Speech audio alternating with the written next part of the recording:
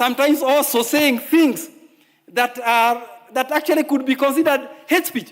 There's a person he keeps describing, he has never named who it is. I think he says he has a black hat, he's a black man, I don't know, he is this, he is that. And I think those are also items of hate speech. So maybe as Kefa Omai comes, he should consider writing a letter so that hate speech also may be being propagated in this very house, and that this house cannot be seen to be propagating hate speech in any way. Majority Leader, what's your point of order? Honorable Speaker, I don't know why Honorable Wandeto is inviting me to interrupt him. But is Honorable Wandeto in order to assert, because he's actually asserting, that I have used this floor to enhance hate speech? Because I have never done that. And Honorable Speaker, it is also casting aspersions on you as a speaker. Because if I said anything that constitutes hate speech, any member is at liberty to interject and invite you to rule me out of order. Therefore, I would want Honorable Wandeto to substantiate at what point I have said anything that constitutes hate speech. And if he cannot, he should apologize and withdraw that statement. Because I may describe you as a person with a black hat, evil, but who is that person? Who have I described? It is true, there are people with a very black heart, dark soul, murderous culture. Those are facts, and they are there and they live with us. Some might even be political leaders propagating hate speech and propagating ethnic hatred and division. So long as I have not mentioned anyone by name, Honorable Speaker, Honorable Wandeto cannot assert what he was asserting and he actually asserted it like it's a statement of fact.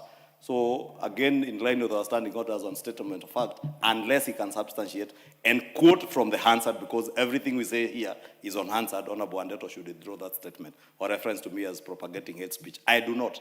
I am one leader who is very cautious of what I say, especially things that can cause what Honorable Wandeto is saying, things that happened to this country in 2007. And I agree with him, that's why I was applauding him by foot thumping, because what he was saying, it is true.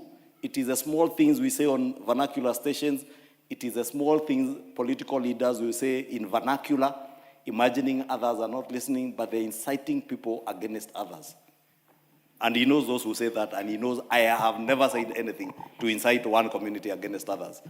Honorable Speaker, I would beg your direction that if Honorable Wandeto will not withdraw that reference to me as having propagated hate speech, he must be forced to substantiate by providing the Hansard of where that hate speech is. Honorable Wandeto, proceed. Thank you, Madam Speaker. And also thank you for ruling that there is nothing untoward that I've said. I have not ruled on anything. Because you did not give me any directions, Madam Speaker. That was a point of order. I'm now listening to you. You continue with your submission. Thank you, Madam Speaker. So, Madam Speaker, what I'm saying is that in this very house, if I can just now maybe put it generally, we must be careful also about the words that we use. We are all Kenyans, black, white, blue. Nobody knows the color of our hearts, because you may need to conduct a surgery to really determine the color of one's heart. So I think that is the point at which I was coming.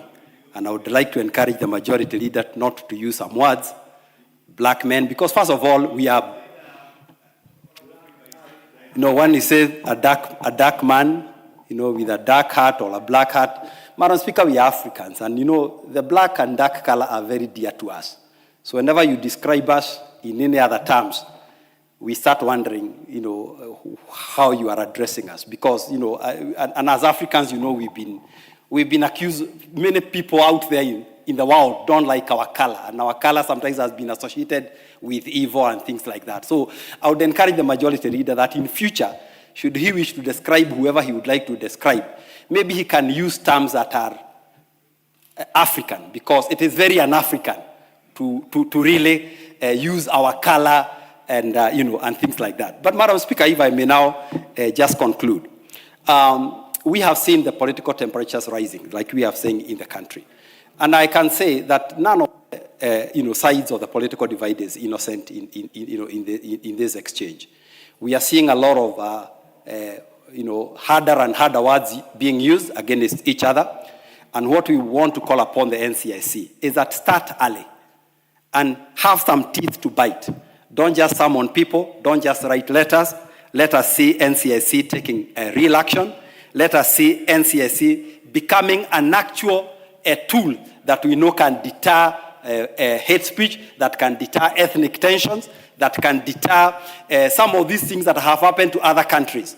The reason we created this institution in our constitution is because we had learnings from others and would not want to be able to see ourselves moving, in this direction. So I rise to support the appointment of the commissioners. Again, I agree with the majority leader that, in this country, again, some of the commissions seems to be overlapping. And maybe this may not be a debate for today, but every commission that has been appointed in this country must start showing their value. They take a lot of taxpayers' money. We keep some of these commissioners very, very well.